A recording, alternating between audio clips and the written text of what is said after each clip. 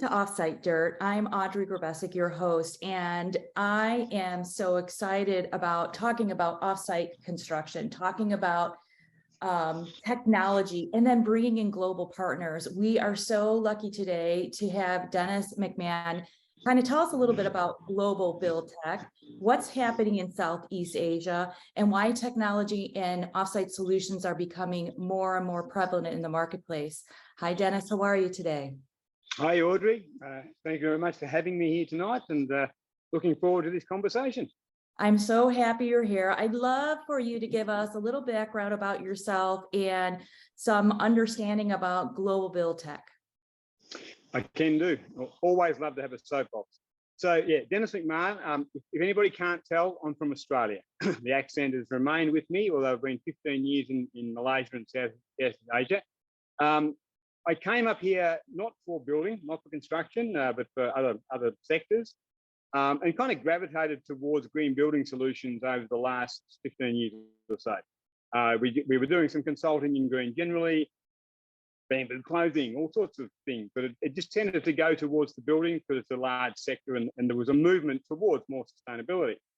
So, you know, green building materials, insulation, solar power systems, and a range of other things. And in 2016, we built the first off-grid tiny home here in Malaysia. So it was, you know, one of my clients said, "Oh, I love this whole concept of tiny homes, and can you do one off-grid?" And we said, "Of course we can, no problem." So we did, and we built that. We brought the vendors in that we've been working with, and said, "How can we put this together?" And then my current business partner, who's a Malaysian, came along and said, he wasn't my business partner there. He said, "This seems like a good idea for affordable house market in Malaysia. We got something like 1 million houses we need to build." Okay. So we said, all right, we set up a factory back in 2017, just R&D stuff. It really was a small scale, just, I don't know, what are we going to do? Let's build a couple of flat pack things like IKEA. Let's build a couple of modular things like, see how that all works. We did that. And then the market said at that point, change now, I will say, no, we're okay. We've got, plenty of cheap foreign labor and, bricks and mortar of our thing and whatever. As I said, it's changed now because the world has changed around us. But at that point, it was fine. We pivoted a bit and did some sort of some resort villas, with things we've done, some structural steel, some LGS, just playing around really. And then about 2019, we were going to pull the trigger on LGS and go into profiling. And then 2020 came along, so luckily we didn't. So we kind of sat back a bit and we thought to ourselves, well, let's see how this all plays out. I mean, the market for construction is only, who knew what was going on with COVID, but at the end of it, there'll be a log jam. There'll be a requirement for, a lot of buildings have got held up, and that plays into offsite construction if it's done well. So we looked at a few things and sort of waited to see what would happen. And then in Southeast Asia, there's a lot of development. There's a huge growing market, populations everywhere are growing. Indonesia, I'm picking on that because that's our sort of topic of choice at the moment. Third largest country in the world, I think, in terms of population, and a young population growing. So a massive market for construction. It's all been traditional. It's all been, on-site work. It's all been concrete and steel and all those things. And they have decided in the last 18 months or so to actually change their capital city from Jakarta to a new place called Nusantara, which has been talked about for about 20 years because Jakarta's been sinking for 20 years. But finally, the trigger was pulled on that. So we got involved because my business partner knew some of the real estate people across there. We said, how can we help this? They'd spec modular for the city. And this is like a 3 million people city. And they wanted to do it fast. So they spec modular without perhaps knowing what that might mean, but it was like they could see that as a fast way to go. So we initially thought, well, okay, it's a city project. We'll plan ahead. We'll think about how we can bring technologies into Indonesia and Southeast Asia generally, using what's been done in Europe and the US and developed countries in Australia, and kind of bringing the best of the best, if you like, and building out an ecosystem. So it's not just importing stuff from developed countries. It's more about how do we build an ecosystem, as I said, where the local community benefits, the small businesses benefit, that whole, process where everybody gets uplifted at the same time, and obviously makes money for us as well. So at that point, my company, which is a Malaysian company, it's called MCM GreenMan Group, I thought that's not really the right vehicle for this task. So I dragged in, and I say dragged in, literally, about, 15 to 20 people from around the world, like experts in offsite. I just went hunting. If you got a name, if you got a brand, if you got a reputation in offsite, yeah, okay, come on board. Come on board. We're building a city. Come on board. I need you. I need you from volumetric experience, from project management experience, from integrating offsite, onsite, from, have you got a tech thing that works? What do you got? And it kept building. The community I've got now, I've got a BuildTech council of about 20 people that I was going to have 5 that just get, amazing people from Portugal, from the US, from Canada, from Australia, from Turkey, I can't remember where they're from now. At the same time, we knew we couldn't put this thing together without the right people. So, like the right tech people as well. You can't manage projects. And this is a massive project. Like, we've decided to target multi-stories, 10-story, 10, 12-story buildings. And there's something like 1,172 of them to be built in the first stage of Nusantara. We're not posting that, but we are trying to package up 100 of them and trying to get them built in the next couple of years. So the process has been, okay, all you fabulous people who've been doing this around the world, delivering projects and delivering all sorts of things, what do we do? As I said, we're not worried about what is the tech, it's just what is the best tech for the situation, for basically a capital city being built in the jungle. Yeah, and you're mixing so many different things, right? You're trying to accomplish, and it's interesting, Dennis. I'm having more and more conversations with individuals and developers in cities where they are really truly trying to develop these communities like you're talking about. And I love the idea that when you started this, you really started with a more wide open mindset about, maybe I don't have all the solutions, but I can bring in the technology. We can develop these communities so that more of the individuals, the circular economy that's there, can also thrive. And I really commend you for going out there and being like, I'm going to be the leader. I'm going to go out there. I'm going to find these people. I'm going to put them together. And I think that the smartest thing that you did was not only bring the people together, but sit and listen and what's happening, right? And how can we create this? That to me is the way that we're going to evolve building, because you and I both know building is so old, right? And as you explained, in the area that you're at, it's all traditional build. And there's no way that we can supply, as you were saying, 1 million homes in a short amount of time with traditional construction. Of course, they're going to be hand in hand, but when you're talking about being able to duplicate and standardize and get buildings up faster, I agree with you. I think that we definitely have to start looking at these solutions. So when you are talking about, you're covering lots of things. You're covering development, you're covering green technology, you're covering building. And I can't imagine, this has got to be a difficult process to really figure, how do we start? Like, where is the starting point of the first project? So where are you right now in that whole designing and creating and developing arena? Okay, so we had the choice, I suppose, of saying, what's the simplest thing we could do? Single family home. Fine. You can do that with multiple subjects. We could do that. But I said, that's not really going to move the needle. In terms of the project, there's a lot of multi-story. So there's 10 and 12-story buildings. And doing 10 and 12-story buildings, we all know you cannot do that with wood frame. It has to be a steel frame structural system, correct? Well, it depends. Again, when you start looking at all of the opportunities out there, and this is where it takes a lot of time to think about what's the most appropriate, not just in terms of the building technology, but what's available in the area. Materials, correct. That's a very good point. Thank you for bringing that up. The first thing I said when I started to look there was, okay, middle of a jungle, I know it's going to be green, but you're probably going to cut some trees down. Maybe we can build a mass timber ecosystem. Maybe. Okay. looked at that, not quite going to work that way. That's fine, and maybe it's something we can do in the future. But okay, again, mass timber is a challenge when you go multi-story. You've got to do hybrid stuff anyway, and whatever. And I know there's some great stuff out there, great technology out there, because I have spoken to. Yeah, I'm a big fan of mass timber. I'm not saying like I'm against it or anything, because I think CLT, mass timber, all these products are obviously we're creating and building with them. So go ahead. Yeah. Well, the first thing we said was, let's fashion like an industrial BuildTech park that has all of these things. It has mass timber, has CLT and glue lam, has LGS, has you name it. You would have it all. Not just sampling, but for production as well, because when you have a city, you can do any number of things.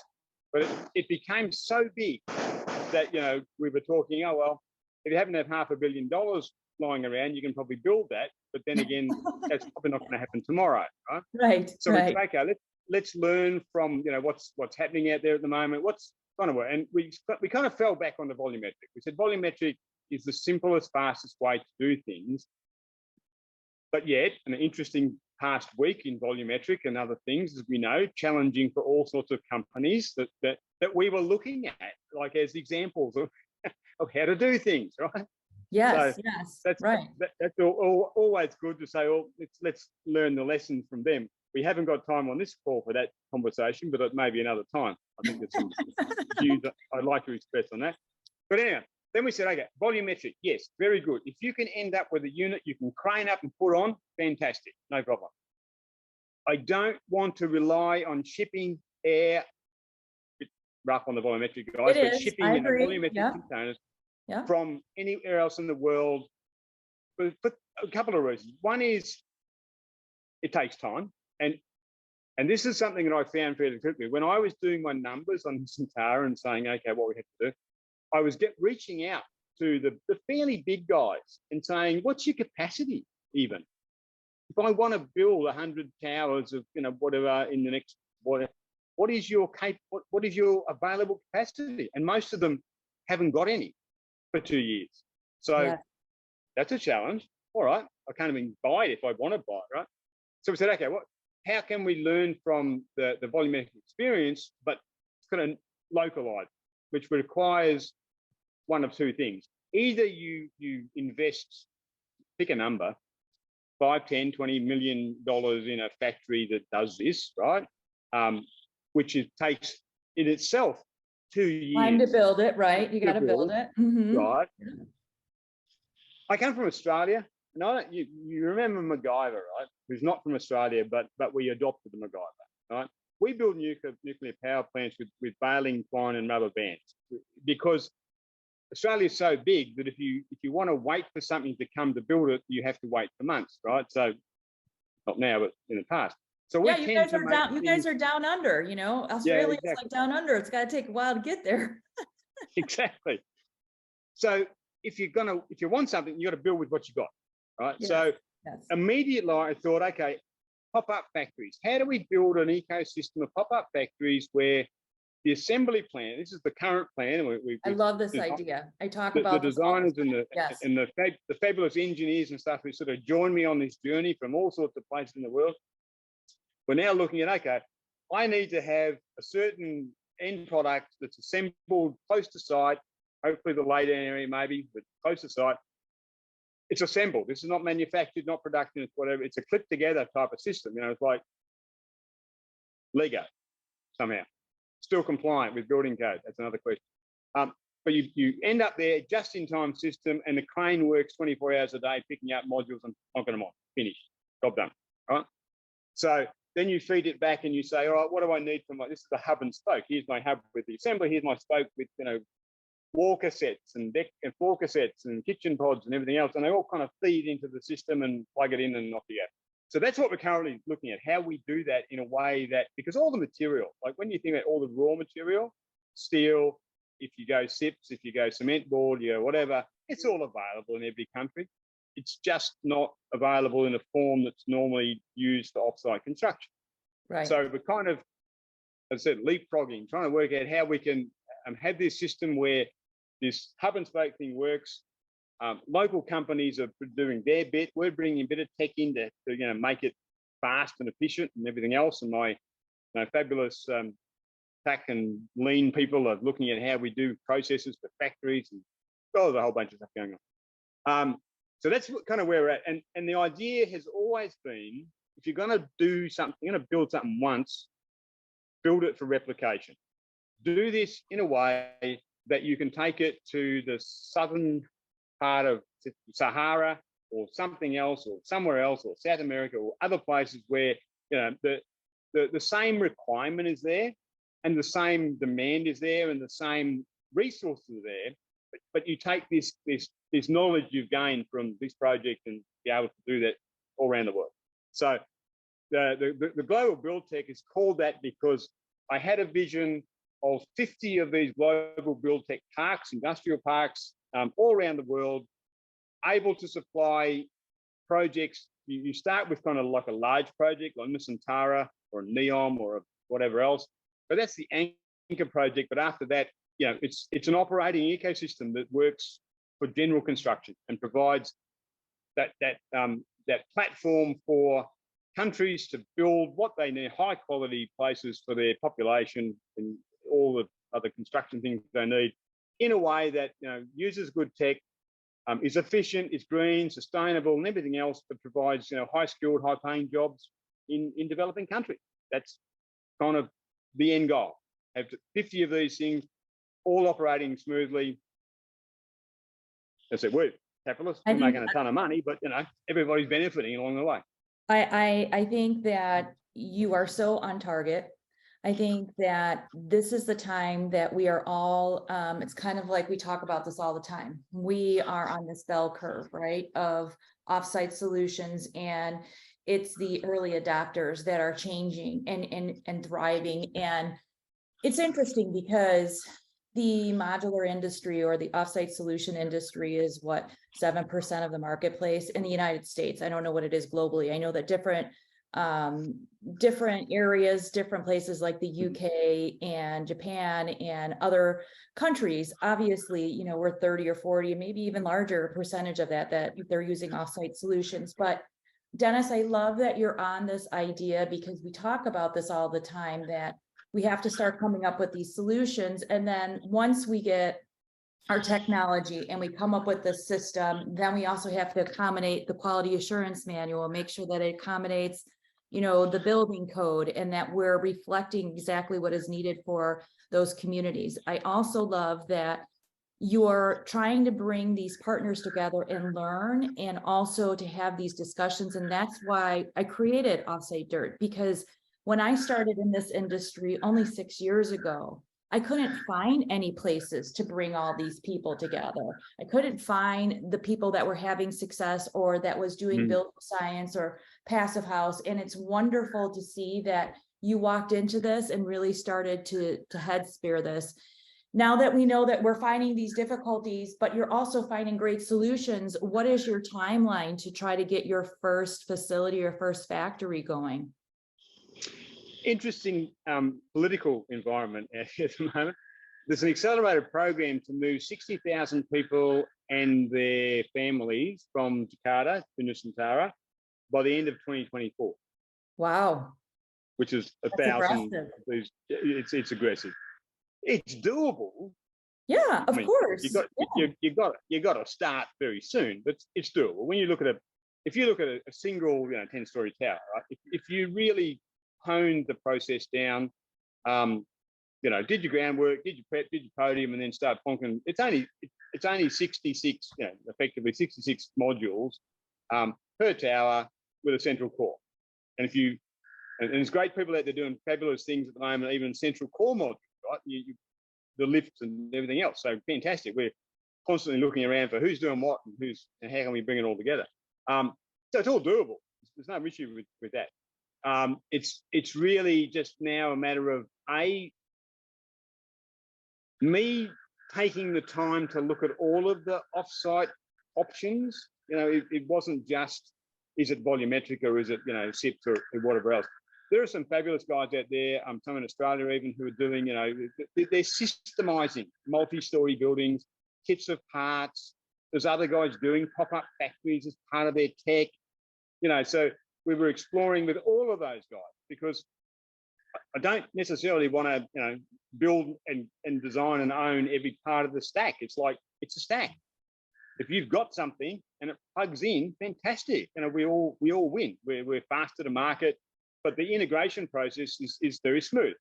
And so kind of where we're at the moment is there's a spine. If you can imagine, here is Dennis saying hub and spoke. Yep, assembly and parts out here. What is the best way to do I'll take a walker set, right?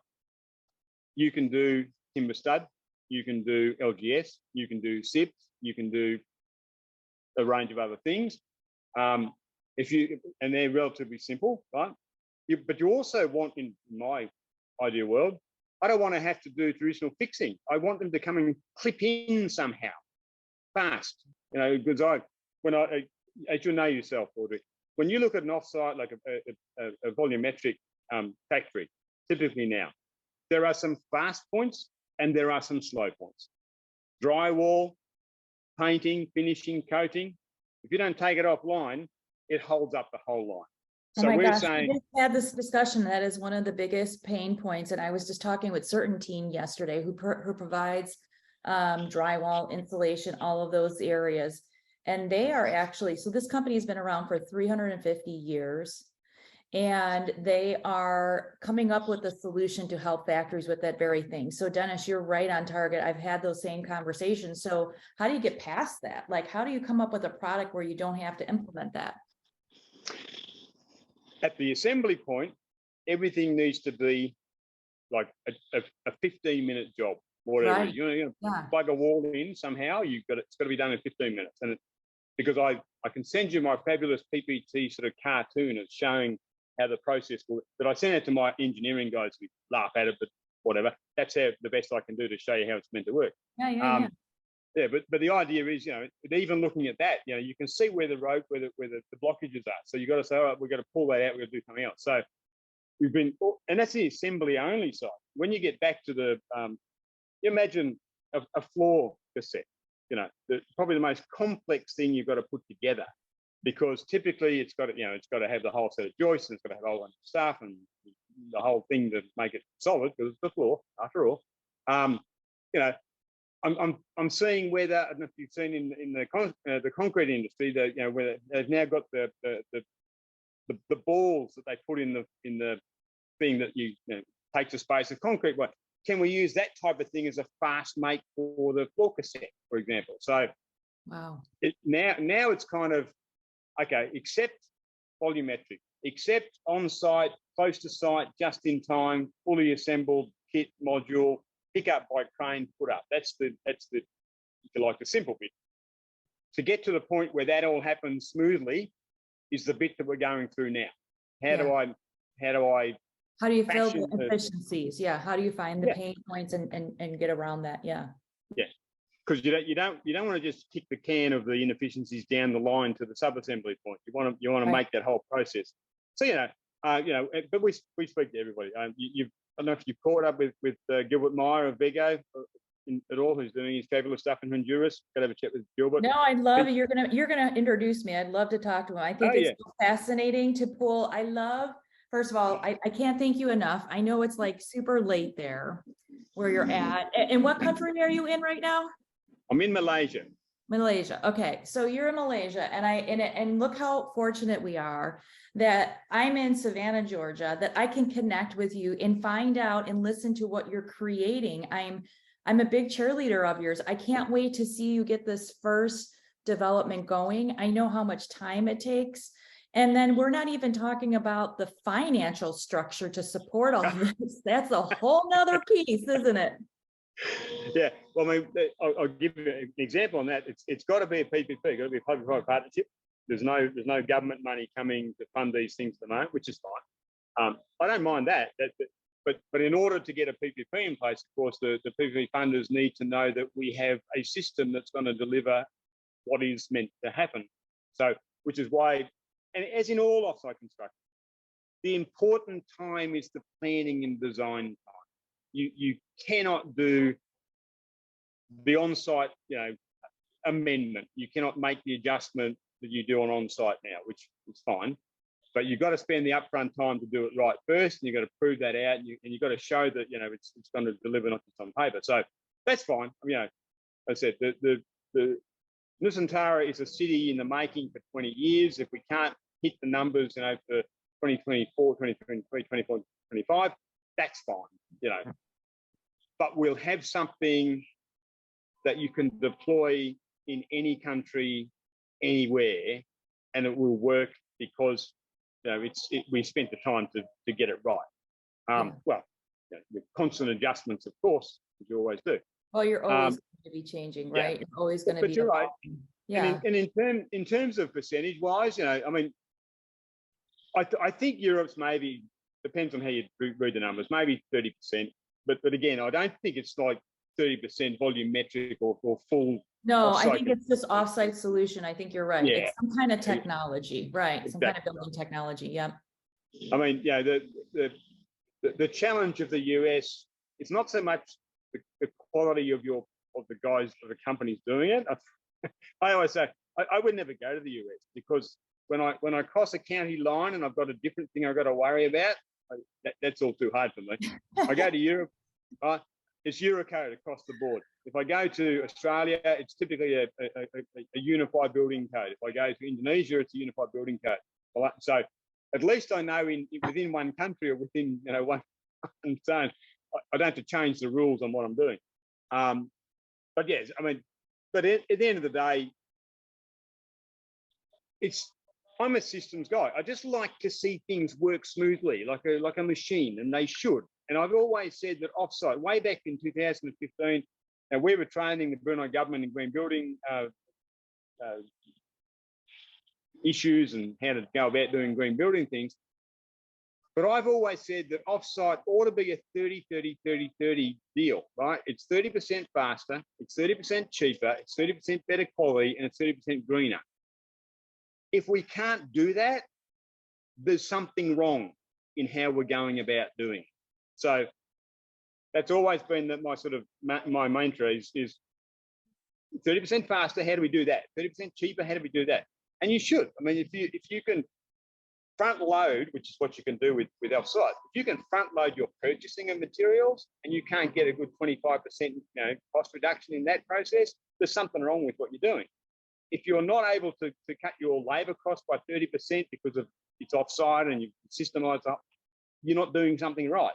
So that's my mantra. That's how I'm sort of approaching this whole problem. That it needs to be able to be. I don't want people to choose our solution because it's somewhat greener or because something else. Because it ought to be chosen because you stack it against traditional and we're just better. Amen. Simple as that. Amen. I love it. I am so happy to hear about what you're doing. I'm so grateful that you took the time at 8 o'clock at night in Malaysia and had the opportunity to tell us your story. Please keep us posted. Let us know how you're progressing. Maybe in 6 months from now, you'll have it all figured out and we'll be celebrating you. I would love to see that happen, Dennis. Is there anything else that you'd like to add in closing? The only thing I would like to add is to thank all of the people who have joined us, and a lot of them are on my website. I don't know if I share the website. It's a Weebly website. I haven't had time to build a proper one. I bought the domain, I haven't had time to build a website. But the people who are there, who are my counsel, just fabulous people. Just so giving, and really that they are evangelists for the offsite construction movement, if you like. To come on board to some random Australian guy living in Malaysia talking about building a capital city in Southeast Asia, to come on board and support me has just been fabulous. And I'm reaching out to people every day who get that we're trying to do something wonderful with Southeast Asia, but want to be part of something where they're contributing to this whole offsite because they believe that offsite is a better way to go, and not even in where you've got the labour issues, which are really driving a lot of things in the US, but generally speaking, it's just a better way to build. It's a more sustainable way to build, and they get that. And people are doing some fabulous tech stuff. I've got people who are doing AI architecture coming in. I've got people who are doing automated steel scheduling. They're just fabulous people. Because I always said, the only thing I'm ever good at, Audrey, is putting a vision together and connecting with people, because everybody knows more than me about everything else. Well, it takes a really great leader and a person that has the vision and the determination. And it sounds like you have all of those, Dennis. I cannot thank you enough for being here on Offsite Dirt, Global BuildTech. I think that this is going to be something that's going to change the way that we see, we build, and especially, as he says, a better way to build. Thank you for being here on Offsite Dirt, Dennis. Thank you so much, Audrey, and glad that you accommodated me after the first time when it was past midnight and I was very blue. I know. Well, thank you again. And we look forward to hearing more about your success. And we can't wait to feature your story on Offsite Dirt. Have a great day, everybody. Thank you for being here. Thank you, Audrey.